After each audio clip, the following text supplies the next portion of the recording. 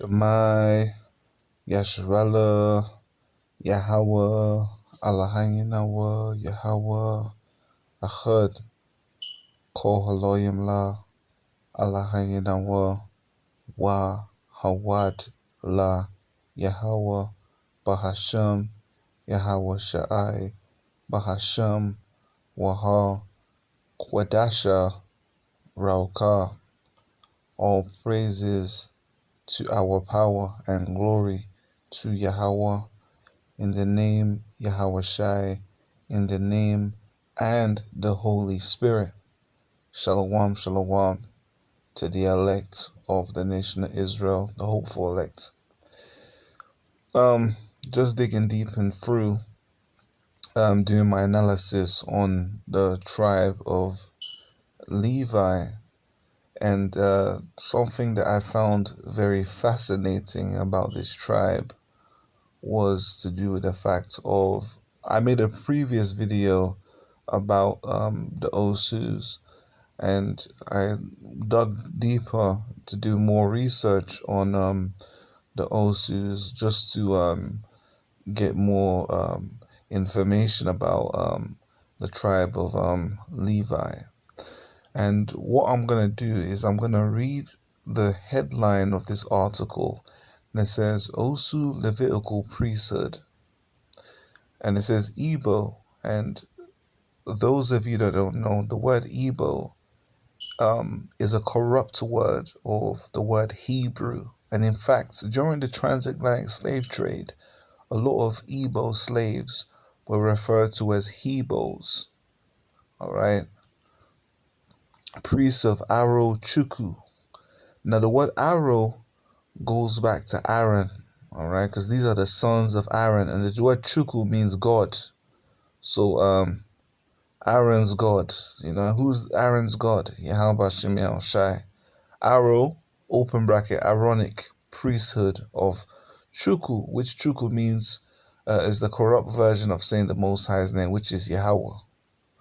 Okiki, Abiyama, it says the Most High Creator.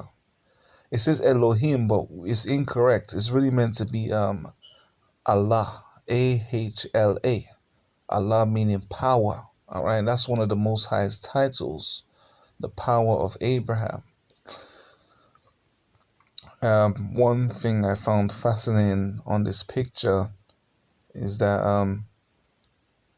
I remember a couple of days back, the brother Ashan made a statement about the sprinkler in West Africa, and you see right here a man holding a sprinkler in his hand. It looks like a feather sprinkler, and I remember Moses was the one who carried the sprinkler and sprinkled it on the Israelites.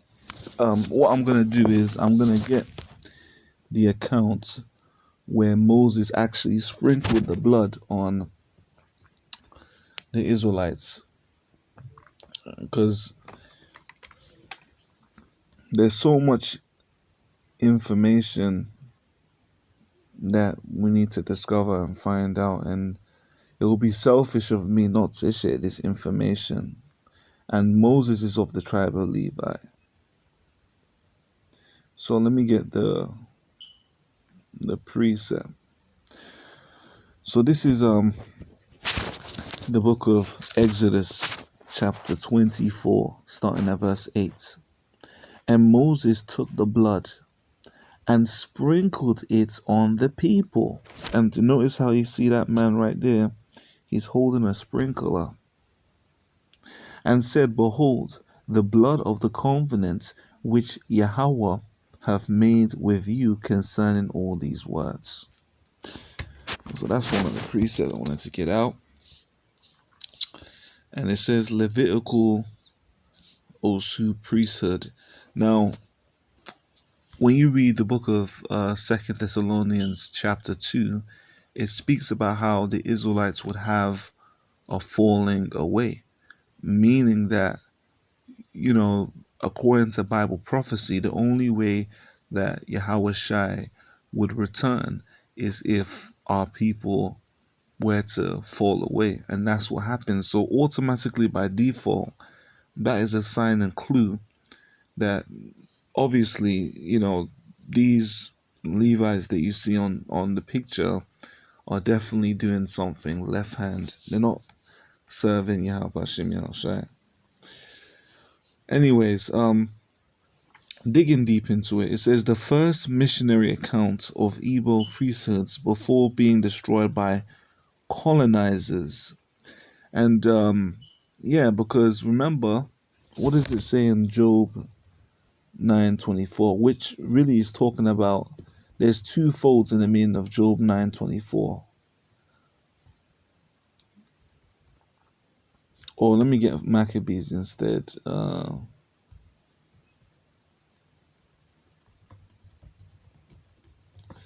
think that's a better one. Okay, this is the book of I believe it's in First Maccabees chapter 3 and verse 48. It says this in First Maccabees chapter 3 and verse 48, and it reads, "And laid open the book of the law, wherein the heathen had sought to paint the likeness of their images." And during colonization, you had a lot of Edomites, and by the way, the British conquered Nigeria and started to destroy a lot of clues that could signal and show that, that these guys are actually Israelites. And also as well in my lineage, my lineage was referred to as Osu as well. But coming to find out, my tribe, that I am from the tribe of Levi. It says, among the Igbos, they, the priests, are taken out of a sort of people whom they call living sacrifices. It says they are taken out of the people whom they call living sacrifices. Now, let's see the account of Levi being taken out of the people and being called a living sacrifice.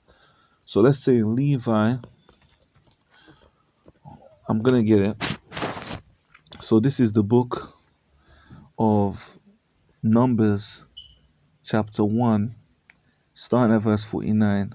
For the Lord had spoken unto Moses, saying, Only thou shalt not number the tribe of Levi, neither take the sum of them among the children of Israel. But thou shalt appoint the Levites over the tabernacle of testimony, and over all the vessels thereof, and over all the things that belong to it. They shall bear the tabernacle and all the vessels thereof, and they shall minister unto it, and encamp round about the tabernacle. And when the tabernacle setteth forward, the Levites shall take it down. And when the tabernacle is to be pitched, the Levites shall set it up, and thy stranger that cometh nigh shall be put to death.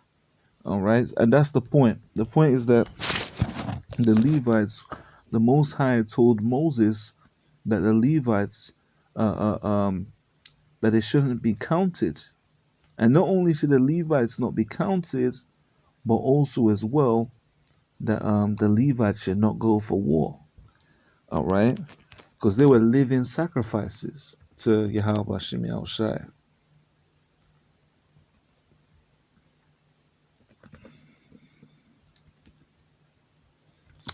Let me get another precept real quick.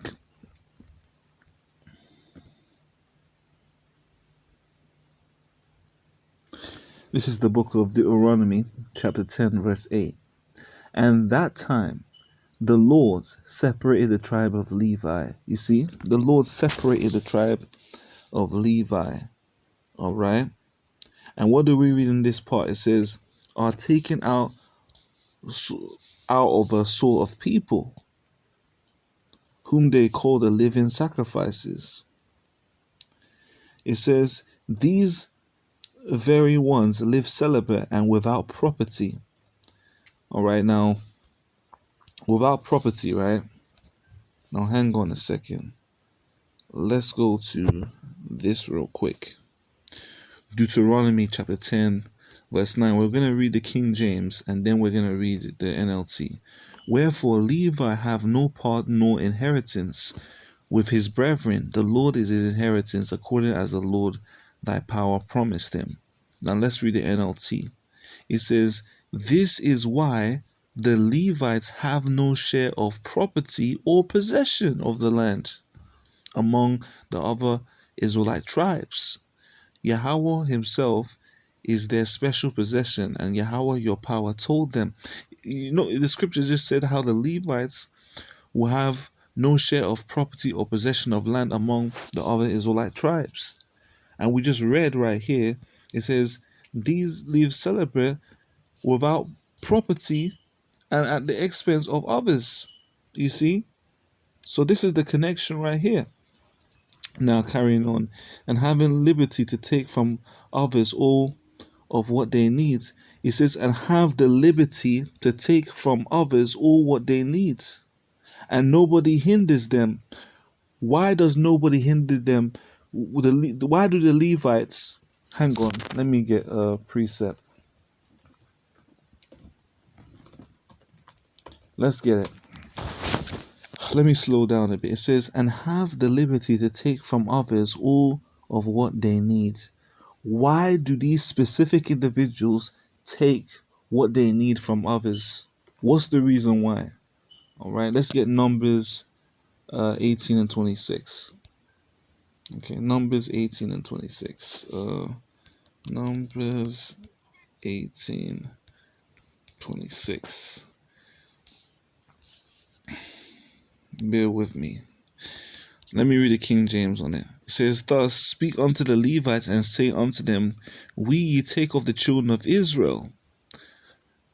When ye take of the children of Israel the tithes which I have given you from them for your inheritance, then ye shall offer up an heave offering of it for Yahweh, even a tenth part of the tithe. Now let me read NLT. It says, give these instructions to the Levites. When you receive from the people of Israel the tithes I have assigned as your allotment, give a tenth of the tithes you receive, a tithe of the tithe to the Lord as a sacred offering.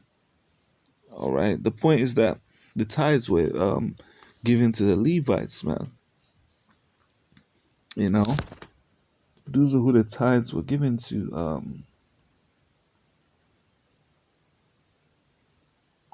Let me get a better precept in let's get to Deuteronomy chapter 26, starting at 12. Okay, Deuteronomy 26, starting at 12. When thou hast made an end of tithing all the tithes of thy increase the third year, which is the year of tithing, and has given it unto the Levites, the stranger, the fatherless, and the widow, that they may eat their gates and be filled. Now it says, every third year you must offer a special tithes of your crops. In this year of the special tithe, you must give your tithes to the Levites, foreigners, orphans, and widows, so that they will have enough to eat in your towns. Notice how it says, give your tithes to the Levites. And we just read right here, it says, and have the liberty to take from others of what they need. And nobody hinders them. Why does nobody hinder them? Because these are the Levites. These are the Levites. All right. And our people are so ignorant, calling them Osu, calling them inferior. But in actuality, these are the Levites, man. The Osus are the Levites. All right. This is Numbers 18 and 21. As for the tribe of Levi, your relatives, I will recompensate them for their service in the tabernacle. Instead of allotment of land, I will give them the tithes for the entire land of Israel. So all the tithes goes to the Levites. So you see that? It says, now these are the records of the generations of Aaron and Moses in the day when Yahweh spoke by special revelation with Moses on Mount Sinai. Simple. These are the names of the sons of Aaron. I don't really want to go too much into it. Yeah, let's check this out real quick. But yeah, let's see if I can think more.